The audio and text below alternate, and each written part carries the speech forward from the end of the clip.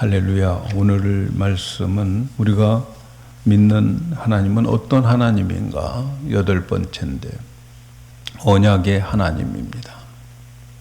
오늘 주제가 너무나도 어려운 주제예요. 그렇지만 이 언약을 알아야 우리가 성경을 제대로 볼 수 있어요. 어떤 틀이 있어야 무엇을 만드는 것처럼 언약이라고 하는 이 틀을 가지고서 성경을 봐야 제대로 성경을 알 수가 있습니다. 그래서 언약은 이 성경의 틀이기 때문에 우리 성도들이 반드시 알아야 되고, 그리고 이 틀을 가지고서 성경을 보아야 되는 거죠.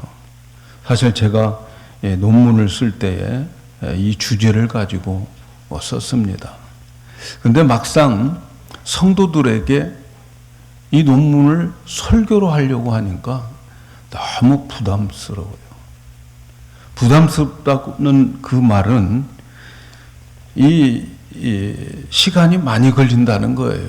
맨날 설교 길다는 소리를 듣는데 또 이 주제를 가지고 설교하면 더 길어진단 말이죠. 그래서 부담스럽고 굉장히 기도하면서 망설이면서 이 말씀을 준비했어요. 그래서 여러 번 기도하고 또 준비를 하다가 너무 어려워서 너무 쉽게 전할 수가 없어서 미루다가 오늘 드디어 말씀을 전하는데 짧지 않습니다. 짧지 않아요. 어쨌든 우리 에이미에는 이 말씀을 알아들을 수 있을지 참 미안한 마음도 있고 그렇지만 언젠가는 성령께서 가르쳐 주실 줄로 믿어요. 오늘 주제가 언약인데 기독교인들이 반드시 알아야 하고 이해해야 여러분 제대로 믿음 생활할 수 있고 성경을 제대로 볼 수가 있어요. 마치 이 언약, 하나님의 언약 신학은 우리 몸의 척추와 같아요. 그래서 이 척추가 잘못되면 온몸이 삐뚤어지는 것처럼 이 척추를 잘 세워야 되는 거죠. 그래서 성경을 관통하는 척추, 이 언약 신약을 좀 잘 우리가 알아야 되겠어요. 그래서 우리는 언약을 알아야 돼요. 그렇지 않으면 성경을 읽어도 깊이를 몰라요. 진짜 진리를 찾을 수가 없죠.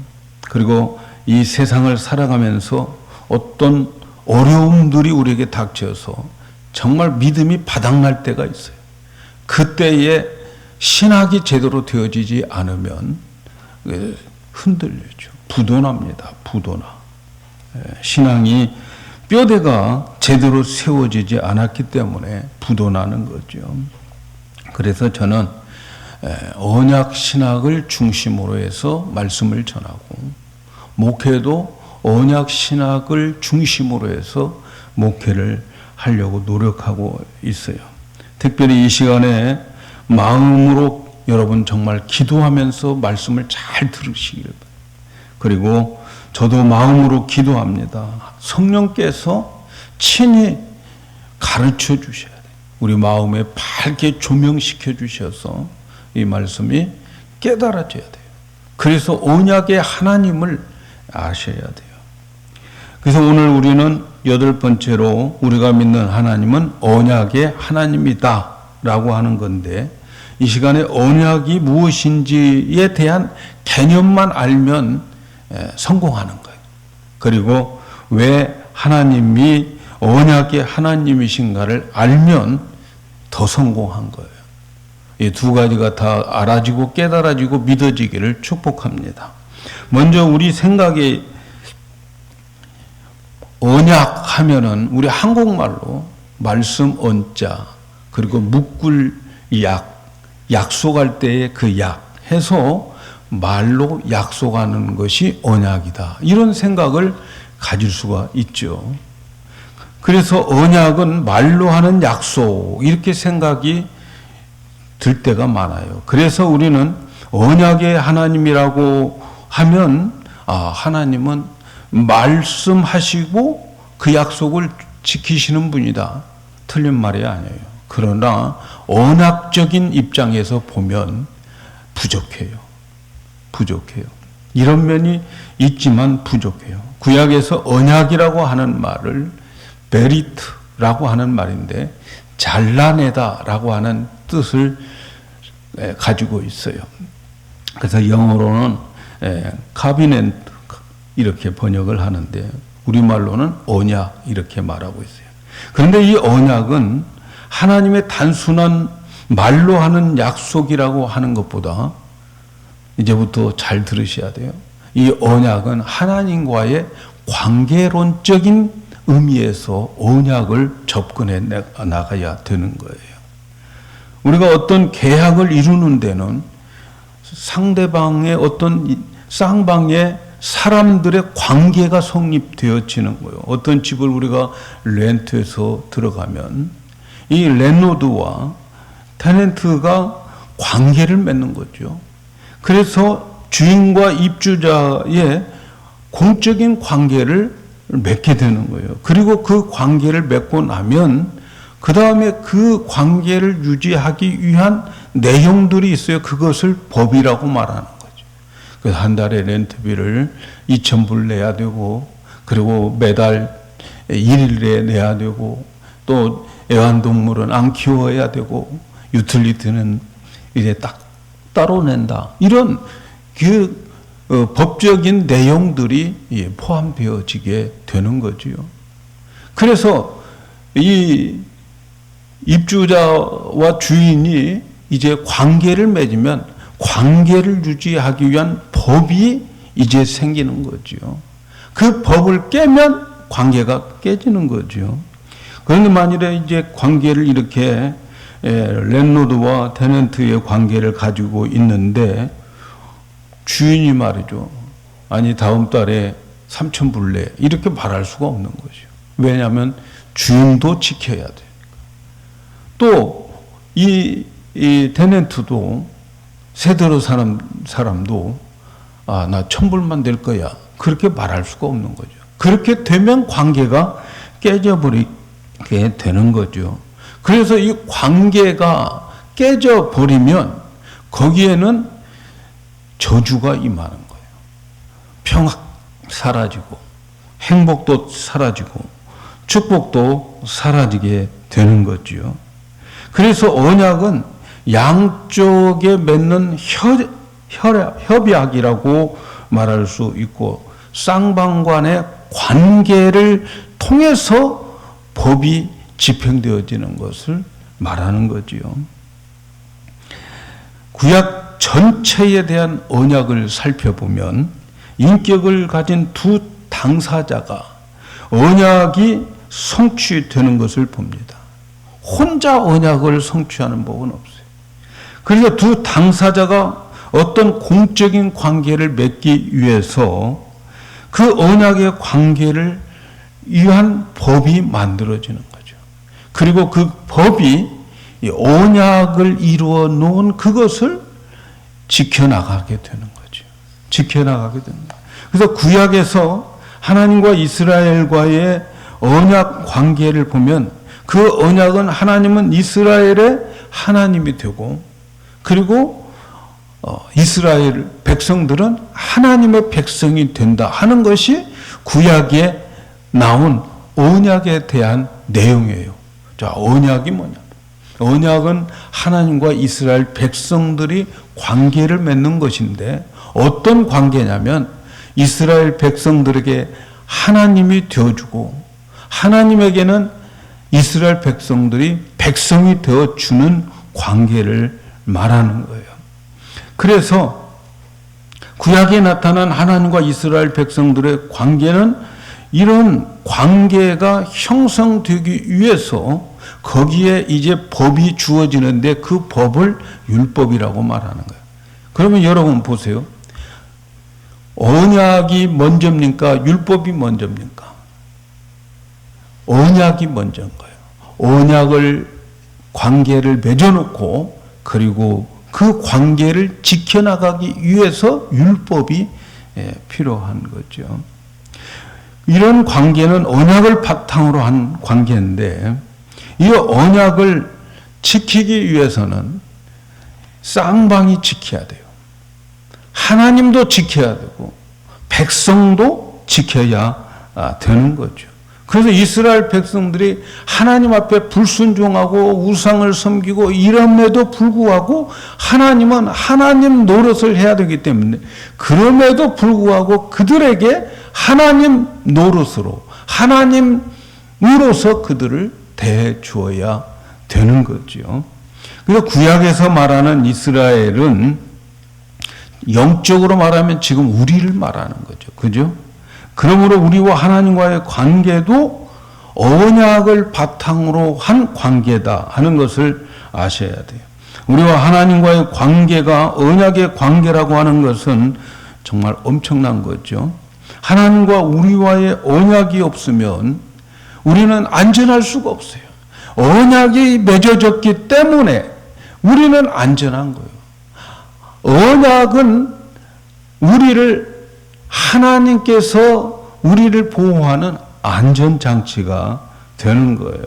그래서 언약이라고 하는 말은 말로 하는 약속이 아니라 관계론적인 것임을 명심을 해야 돼요. 잘 따라오고 계신가요? 이해되죠? 하나님은 언약적인 관계를 맺고 우리를 구원하시고 영원한 하나님 나라로 이끌어가는 거예요. 언약의 하나님은 이스라엘 백성들과 언약의 관계를 맺고 그리고 그 언약의 관계를 유지하기 위해서 이스라엘을 계속 하나님으로서의 하나님 노릇을 하는 거죠. 그렇다면 언약이 뭐냐 하는 거죠. 언약이라고 하는 것이 뭐냐. 구약에 유명한 언약 신학자가 있어요. 세계적으로 유명한 언약 신학자가 있어요. 그 신학자 이름이 팔머 로버슨인데 그분이 쓴 The Christ of the Covenant라고 하는 책에서 언약에 대해서 정의를 하는데 세상의 모든 신학교는 거의 이 정의를 따라가고 있어요.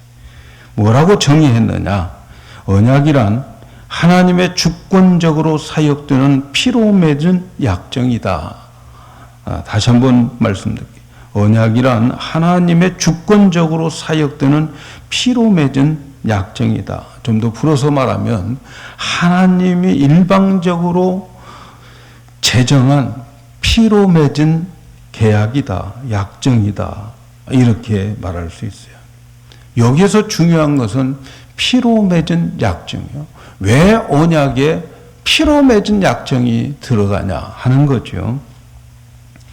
그것은 피라고 하는 것은 피로 맺었다라고 하는 것은 성경에 나오는 모든 언약은 죽느냐 사느냐의 문제를 다루는 거예요. 피는 생명을 말하는 거거든요. 그 성경에 나오는 모든 언약은 피로 맺어요. 그래서 그 언약 안에 들어오면 그 사람은 살고 언약 밖에 있으면 그 사람은 죽어요. 쉬운 말로 말하면 예수 믿으면 언약 안으로 들어오고 예수 믿지 않으면 언약 밖에 있어요. 그래서 그들은 멸망하는 거예요. 사망에 이르게 되는 거예요. 그 다음에 피로 맺은 언약이라고 하는 것은 죽음을 가져온다는 거죠. 만일 그 언약을 어기면 반드시 죽는다 하는 의미가 포함되어 있어요. 그래서 언약은 항상 피가 있어야 돼요. 나중에 마지막에 예수님께서 새 언약을 말씀하실 때도 이 잔은 나의 피로 세운 언약이다. 마지막 은혜의 언약에도 피가 반드시 등장합니다. 예수님이 십자가에서 흘린 피가 새 언약을 세우게 된다 하는 그런 말씀이에요. 그런데 도대체 왜 언약의 피가 있어야 하느냐? 오늘 우리가 읽은 창세기 15장에 설명을 해 주고 있어요. 여러분 15장의 배경은 이런 거예요. 하나님께서 12장에서 아브라함을 불러요. 너 내가 새로운 땅을 주고 큰 민족을 주고 그리고 너를 창대케 하고 복의 근원이 되게 하겠다. 그러니까 지금 살고 있는 아비 친척 고향을 본토를 떠나라 이렇게 말씀해 주셨어요. 그때 아브라함의 나이가 75살이에요. 근데 고향을 떠난 지 꽤 오래되었어요. 그럼에도 불구하고 하나님께서는 하나도 이루어진 게 없어요. 믿음이 흔들리죠. 어느 날 이 소돔으로 이제 홀로 서기로 한 이 소돔으로 간 그 롯이 조카 롯이 신할 왕 연합군이 와서 그 소돔 나라와 그 주위에 있는 고모라의 모든 나라들을 다 쳐들어와서 다 포로로 잡아가 버렸어요. 왕까지. 그때에 자기 조카 롯도 포로로 잡혀간 거죠. 아브라함은 그 소식을 듣고 밤에 자기 집에 있는 318명의 종들을 데리고 와서 5개의 군사를 물리치고 그리고 소돔과 고모라 성에 있는 모든 왕과 백성들 빼앗겼던 모든 것들을 다 다시 찾아가지고 오요. 이건 놀라운 기적 아닙니까? 318명이 5개 나라의 연합군을 무찌르고 왔다 하는 건 아브라함이 생각해도 기가 막힌 거예요. 그 밤에 기습작전을 했는데 마침 그때 그들은 승리에 취해서 취하고 놀고 있을 때 쳐들어가 그리고 이겼어요. 이기는 이겼는데 아브라함이 생각할 때 얼떨결에 이긴 것 같아요. 아, 이건 내가 어떻게 겁없이 그렇게 이런 일을 했지? 생각이 들었던 것 같아요. 그러니까 저들이 다시 재정비해서 돌아오면 다시 나에게 이제 쳐들어오면 나는 어떻게 될 것인가 두려움이 생겼던 것 같아요. 그때 하나님께서 밤에 아브라함에게 환상 중에 나타나 아브라함아 두려워하지 말라. 나는 너의 방패다. 그리고 너의 큰 상급이다. 이렇게 위로해주고 그 아브라함을 다독거려 주는 거죠. 근데 이때에 아브라함이 하나님께 따지는 거예요. 하나님, 지금까지 나에게 아들을 준다고 했는데 아직도 아무것도 없잖아요. 땅도 없고 아들도 없고 그러잖아요. 아들을 주고 그 아들이 살 수 있는 땅을 주셔야 되는데 그게 없잖아요. 이렇게 이야기를 하면서 이제 나는 내게 있는 충성된 종이 하나 있는데 다메섹 사람 엘리에셀을 내 후사로 상속자로 삼을 계획입니다. 이렇게 이야기를 해요. 그러니까 하나님께서 아니야. 그가 너의 후사가 아니야. 너의 후사는 너의 몸에서 날 사람이야. 그러면서 아브라함을 이제 별이 빛나는 밤에 데리고 나오죠. 하늘의 별을 봐라. 별을 보니까 하늘의 별이 수없이 많아요. 저 별처럼 너의 자손을 많게 해주겠다. 그렇게 약속하시는데 아니 자손도 안 주고 그런데 그러면 땅은 어디 있어요? 땅도 주셔야죠. 내가 거할 땅이 어디 있습니까? 라고 할 때에 하나님께서 아브라함에게 말씀하는 거예요. 너는 그러면 3년 된 암소 그리고 3년 된 암염소 3년 된 수양을 데려와라. 가져와라. 그리고 산비둘기, 집비둘기 새끼를 가져와라. 그 말씀이 창세기 15장 9절에 나와 있죠. 그래서 여호와께서 그에게 이르시되 나를 위하여 3년 된 암소와 3년 된 암염소와 3년 된 수양 비둘기 그리고 집비둘기 새끼를 가져오라. 그걸 준비했어요. 아브라함이 준비를 했는데 그런데 아브라함이 성경에 나오지 않는 하나님의 어떤 요구도 없는데 뭐라고 그는 행하고 있는가? 아브라함이 이 짐승들을 다 가지고 왔어요. 그리고 짐승들을 반절로 쫙 쪼개가지고 그래서 그 짐승을 길 양쪽에 이렇게 다 진열을 해놓은 거예요. 그 말씀이 10절.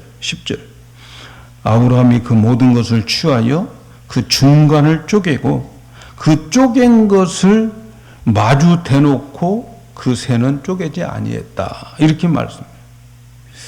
우리가 생각할 때에 하나님은 아브라함에게 쪼개란 말도 없고 그렇게 하라고 안 했는데도 요구하지 않는 일들을 이렇게 했단 말이죠.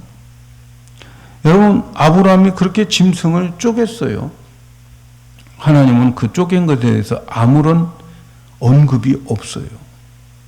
왜 그랬을까요?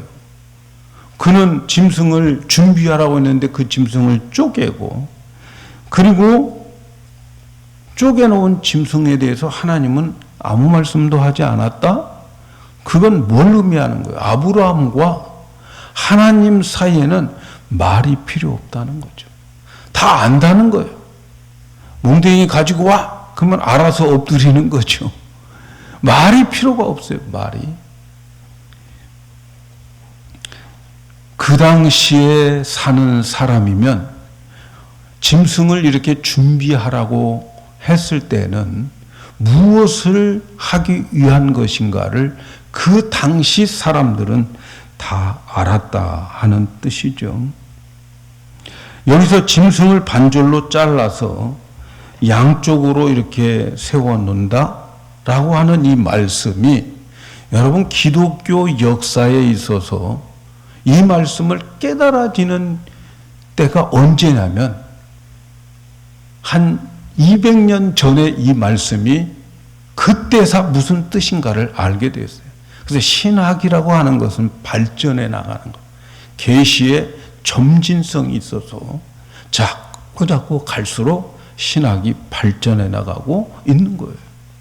그런데 이 말을 수없이 거의 2000년 동안 사람들이 이 말을 읽고 그렇게 신앙생활을 했는데 진짜 이 뜻이 무엇인가를 아는 것은 여러분 놀랍게도 한 200년 전부터 깨달아진 거예요. 어떻게 해서 이 말씀이 깨달아지게 됐느냐?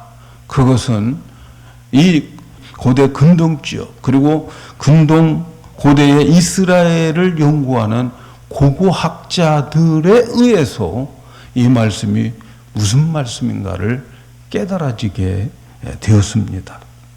그것은 무엇이냐면 이들이 고대 근동에 또 이스라엘의 고대에 있는 그 주위에서 이스라엘의 이 성경이 참 진리의 책이라고 생각한다면 거기에 있는 역사적 사실들이 성경과 맞아야 되는 거죠. 그래서 그 고고학자들이 많은 그 발굴된 문서들을 찾았는데 그 문서들을 보니까 그 문서들에게 이러한 어떤 그들의 풍습이 거기에 있었던 거죠. 그것은 뭐냐면 놀랍게도 그들이 언약을 세울 때에 그 언약을 세울 때 언약을 체결할 때에 고대에 그러니까 아브라함이 살았던 그 시대의 사람들이 어떤 언약을 세울 때는 짐승을 잘라놓고 그리고 양쪽에다가 벌어놓고 그 사이를 계약을 하는 당사자들이 지나가는 거예요. 그래서 그 짐승을 쪼개는 거예요. 참 놀랍게도 언약을 체결하다라고 하는 그 히브리 말의 베레트라고 하는 이 말은 쪼개다, 자르다, 언약을 자르다 하는 그러한 말에서 나왔어요. 베레트가 언약인데 잘라내는 거예요. 쪼개내는 거예요. 그런데 이 19세기, 20세기에 고대 근동 지역과 고대 이스라엘의 환경에서 발굴된 그러한 내용들을 보니까 거기에 계약을 체결할 때에 이렇게 짐승을 잘라놓고 그리고 그 안에는 양쪽에 산 짐승을 잘라놨으니까 피가 흥건하잖아요. 근데 그 사이를 지나더라는 거죠. 그 사이를 지냈어요. 그렇게 해서 그 계약을 체결했다라고 하는 말이 베레트라고 하는 이 단어를 쓰면서 계약이 체결될 때는 쪼개지다. 뭐가 쪼개져? 짐승이 쪼개지는 거예요. 왜 쪼개져? 죽었다는 거죠. 그래서 그 사이를 지나면서 어떤 문서에는 양방에 같이 지나가는 자들이 있고, 또 어떤 곳에서는 이제 약한 사람이 글로 지나가는 거예요. 만일에 이 계약이 파기되면, 안 지켜지면 이렇게 죽는 거야. 혹은 이렇게 같이 지나가다가 쪼갠 사이로 걸어가다가 보면서 이제 갑이라고 하는 사람은 을에게 너 안 지키면은 이렇게 되는 거 알지? 하면서 지나가는 거예요. 그렇게 해서 지나가면서 이제 계약이 체결되는 거예요. 계약식이 바로 쪼갠 짐승 사이로 지나가는 것이 중동에 있는 그 계약을 체결하는 방법이었어요. 그러니까 그것을 아브라함은 다 알았고, 그때 당시 사람들은 다 그것을 알았어요. 그 성경에 보면은 모든 계약은 그 중동 지역에 있었던 그 계약의 체결에 맞게 이루어지고 있었다 하는 것을 말씀해요. 제가 이제 다음에 이 계약이, 언약이라고 하는 것이 행위 언약이 있고, 구속의 언약이 있고, 은혜의 언약, 새 언약이 있는데, 제가 이제 금년 지나면 여러분들에게 말씀을 드리려고 해요. 오늘은 언약에 대한 개념만 아시면 돼, 개념. 그래서 이렇게 쪼개놓은 짐승 사이를 지나가는 것을 언약을 체결하는 언약식이에요. 그리고 난 다음에 이제 서로 중동에 있는 사람들을 보면 그 사람들이 계약을 체결하고 난 다음에는 잔치를 벌여요. 함께 먹는 거예요. 이 내용이 사실은 이스라엘 백성들이 출애굽해가지고 시내산에 와서 거기에서 하나님과 언약을 맺고, 그리고 하나님은 그들의 하나님이 되고 그들은 하나님의 백성이 되는 언약식이. 그래서 여러분, 우리가 생각할 때 출애굽기를 공부하다 보면 출애굽은 이스라엘 백성들이 애굽에서 탈출하는 것에 포커스를 맞추면 안 돼요. 그 탈출은 몇 장 안 돼요. 나머지는 전부 언약 체결에 대한 내용이고, 언약을 체결한 다음에 어떻게 살아야 할 것이고 어떻게 그들이 살았는가를 보여주는 내용들이에요. 그게 이제 출애굽기, 민수기, 레위기에 있는 내용이에요. 자, 어쨌든 우리가 기억해야 될 것은 이런 중동 그 고대의 이 고고학자들이 이러한 언약의 체결을 할 때에 보니까 주로 세 가지 측면에서 이런 언약을 체결했어요. 첫째는 결혼식을 할 때에 남편을 또 아내를 나의 공식적인 그러한 아내로, 남편으로 받아들일 때에 이러한 이 언약을 체결했어요. 우리는 많은 사람들이 결혼식이 결혼인 줄 알아요. 그러나 여러분, 우리가 기억해야 될 것은 결혼식이 결혼이 아니고, 결혼식은 하나의 예식일 뿐이고, 그 다음 살아가는 삶이 결혼인 거예요. 남편과 아내로서, 아내가 남편으로서 그 법을 지켜나가면서 살아가는 삶이 결혼인 거죠. 결혼. 오늘날은 그냥 결혼식이 결혼인 줄 알고 결혼식 거창하게 하고 그 다음에는 뭐 그렇게 심각하게 살지 않아요. 아무 때나 마음만 맞으면 헤어지는 거. 그건 결혼이 아닌 거죠. 그 다음에 두 번째 보니까 어떤 때 이런 일들이, 이런 계약이 있었느냐면, 양자를 삼을 때 다른 아들을 내 아들로, 내 자녀로 받아들일 때에 이러한 짐승 사이로 걸어가면서 너와 나는 아버지와 아들이고 아버지와 아들의 관계다 하는 것을 확인시켜 주는 거죠. 그리고 또 한 가지는 강대국과 약소 국가들이 계약을 할 때에 이런 행위가 있었어요. 그래서 강대국이 있어요. 약소 국가가 있어요. 서로 계약을 맺어요. 그러면 이 주로 어떤 때는 이 강대국의 왕과 약소 국가의 왕, 그 두 왕이 같이 걸어갈 수도 있고 어떤 때에는 약소 국가의 왕만 걸어가게 되는 거예요. 그러면 그 걸어가면서 뭘 느끼는 거예요? 이 계약이 파기되면 이제 우리는 이 계약을 세운, 그러니까 강대국이 약소국가와 세웠을 때에 강대국은 파기 안 시키죠. 약소국가가 파기시키는 거죠.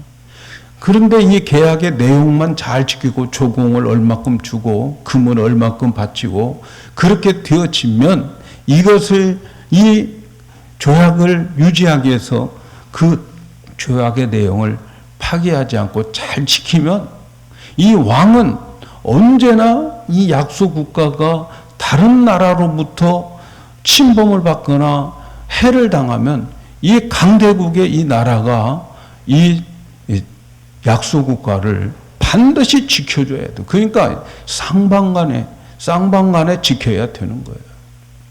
여러분 우리나라가 말이죠.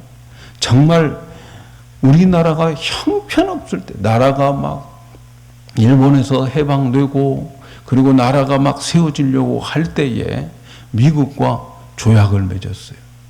근데 우리나라는 깡패 국가들 사이에 끼어 있어요. 지정학적으로. 저쪽으로는 소련, 이쪽에는 중국, 또 이쪽 아래는 또 일본. 그런 깡패 국가에서 아주 약소 국가였어요. 그런데 이승만 대통령이 어떻게 해서 미국하고 조약을 맺었어요. 미국하고 조약을 맺어가지고 지금까지 보호받고 있는 거예요. 소련이 힘이 없어서 못 쫓아온 게 아니에요. 못 쳐들어온 게 아니에요. 중국이 힘이 없어서가 아니에요. 이 나라 건들면 미국이 가만히 아니에요. 이것이 조약이고 이것이 이 혈맹 관계인 거죠. 그래서 되어진 거예요. 참 하나님의 은혜예요. 여러분 저 동방에 지지리도 가난한 그 나라와 미국이 어떻게 이렇게 조약을 맺을 수 있느냐. 이것은 말이죠. 하나님의 은혜라고 밖에 표현할 수가 저는 없다고 생각해요. 자, 다시 본문으로 돌아가서 이제 그 짐승을 이렇게 잘라서 양쪽으로 마주보게 세워놨어요. 12절에 보니까 이런 말씀이 있어요. 해질 때에 아브라함이 깊이 잠든 중에 캄캄함이 임함으로 심히 두려워했다. 이런 말씀이 있어요. 아브라함이 깊이 잠들었다라고 하는 것은 뭐예요? 하나님께서 아담을 잠들게 해서 그의 갈비뼈를 뽑아서 여자를 만든 그런 잠이에요. 그래서 하나님이 잠들게 했어요. 그래서 하나님이 잠들게 했는데 캄캄함이 임했다. 심히 두려워했다. 이것은 뭘 의미합니까? 하나님의 임재가 있었다는 거예요. 그래서 하나님이 나타났다는 거예요. 그래서 창세기 15장 13절에서 16절까지 하나님께서 그들에게 그 아브라함에게 캄캄한 중에 임하여서 말씀하시면서 야, 너 아직 아들이 없는데 너 진짜 아들 가질 거야. 너희 아들이 이미 저 애굽에 가서 400년 동안을 종살이를 할 거야. 지금 아브라함은 아들이 없잖아요. 근데 이미 아들을 준 거나 마찬가지. 그리고 너희 아들이 저 애굽에 가서 400년 동안 종살이를 할 거야. 왜 400년 동안 종살이를 하느냐? 그 400년 동안에 너의 자녀들은 인큐베이터 안에 들어있는 것과 마찬가지로 그 안에서 수없이 많은 하늘의 별처럼 그들을 거기에서 만들 거야 라고 하는 말씀이 거기에 포함되어 있어요. 그리고 그들이 종살이를 할 때에 내가 그 애굽을 내가 야단치어서 징계해서, 어떻게 징계했어요? 10가지의 재앙을 막 그들에게 퍼부어가지고, 그래서 그들이, 너의 후손들이 다시 거기에서 나오는데, 나올 때에는 금은 보화를 가지고 부자가 되어서 나올 거다. 똑같이 이루어지잖아요, 출애굽기에. 이스라엘 백성들이 이제 아브라함의 후손 중에 야곱의 후손들 75명이 가가지고 400년 동안 살면서 수없이 많은 인구들이 거기에서 생산되잖아요. 그리고 그들이 나올 때 어땠어요? 막 10가지 재앙으로 하나님이 그들을 막 치시고 할 수 없이 나가 해가지고 나가는데 못 나가. 그러니까 이 사람들이 자기 집에 있는 금은 보화를 다 주면서 나가려고. 그래서 퇴직금 다 받아가지고 이스라엘 백성들이 다 나오게 되는 거예요. 부자가 되어서 나왔다. 다 말씀대로 이루어지네. 그 말씀을 해 줍니다. 그리고 나서 15장 17절에 아주 중요한 말씀이 있어요. 15장 17절 같이 한번 읽어보도록 해요. 해가 져서 어두울 때에 연기나는 풀무가 보이며 타는 횃불이 쪼개고 고기 사이로 지나가. 어두운데 풀무불 같은 불덩어리가 하나 있고 막 횃불, 버닝 램프, 이게 이제 그 사이로 지나가더라는 거죠. 쪼개놓은 짐승 사이로 지나갔어요. 여러분, 원래 그 사이로 누가 지나가야 되느냐면 아브라함이 지나가야 되는 거예요. 근데 아브라함이 안 지나가고 그 횃불, 하나님의 그 불이 글로 지나가더라는 거죠. 언약을 파기할 때는 그러니까 글로 지나간 사람이 책임을 져야 되는데 누가 지나가고 있어요? 하나님이 지나가더라는 거죠. 하나님이 지나가요. 하나님은 아브라함과 언약을 맺지만 그 언약에 파기될 때는 하나님이 책임진다는 거예요. 바로 이분이 언약의 하나님이라는 거죠. 이해 가십니까? 이해가 가야 되는데 하나님은 한번 이스라엘 백성을 하나님의 언약 안으로 데리고 오면 그들이 언약을 파기해도 그 파기된 책임을 하나님이 지시는 거예요. 저와 여러분이 믿는 하나님, 언약의 하나님은 바로 이 하나님인 거죠.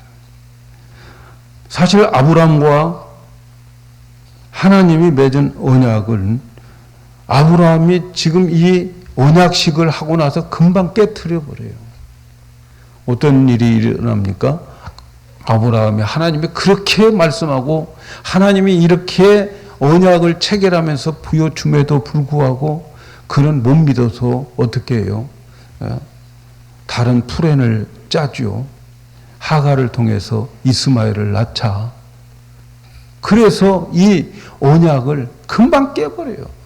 이스라엘 백성들이 시내산에서 하나님과 언약을 체결하는데 금방 깨버려요. 금방 깨버려요. 금방 하나님을 배신해요. 오늘 우리도 하나님 언약 안에 들어와 있지만 그럼에도 불구하고 하나님은 우리도 날마다 언약을 깨버리면서 살아가고 있는 것이 우리들의 모습이에요. 그런데 우리 하나님은 언약의 하나님이세요. 한번 우리를 택해서 한번 언약 안으로 들어온 우리들을 하나님은 절대로 네 책임이야 그렇게 말씀하지 않고 하나님이 쪼갰을 당한다는 거죠.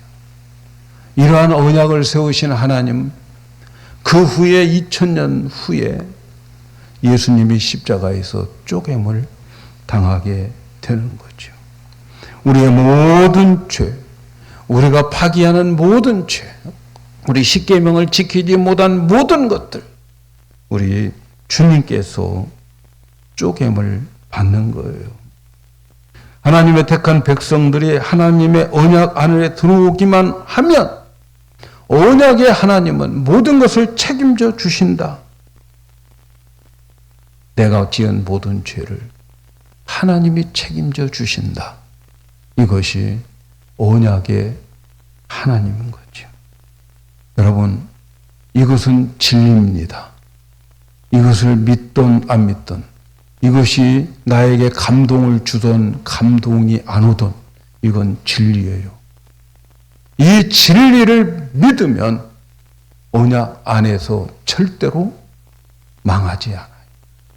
하나님이 나의 언약의 하나님이다. 이 사실만 붙잡으면 큰 죄를 지어서 아이고 나는 지옥 갈 것 같아. 갈 것 같아. 그래도 그 언약의 하나님이 어떤 분인가를 믿으면 천국 갑니다. 믿습니까? 구원은 눈물을 흘리냐 안 흘리냐 감동이 오느냐 안 오냐 그거 상관없어요. 진리를 믿으면 돼요. 진리가 너희를 자유케 하리라. 진리를 믿으면 되는데 그 진리가 기독교에서는 언약의 하나님이다 하는 것을 말하고 있어요. 여러분, 언약의 하나님이 우리의 소망이고 언약의 하나님은 우리가 붙잡아야 할 귀한 진리의 하나님인 거죠. 세상에 많은 종교들이 있어요. 이 세상에 많은 종교들은 자기가 그 모든 것을 책임지려고 하는 거죠. 그러나 기독교는 하나님이 나를 책임져 주는 종교예요. 그래서 기독교는 언약의 하나님을 믿는 거예요. 할렐루야. 믿습니까? 언약의 하나님은 우리의 과거, 현재, 미래의 모든 죄를 책임지셔요. 내일 또 우리는 죄를 질 겁니다. 그러나 언약의 하나님이 그 불 가운데 지나가 버렸어요.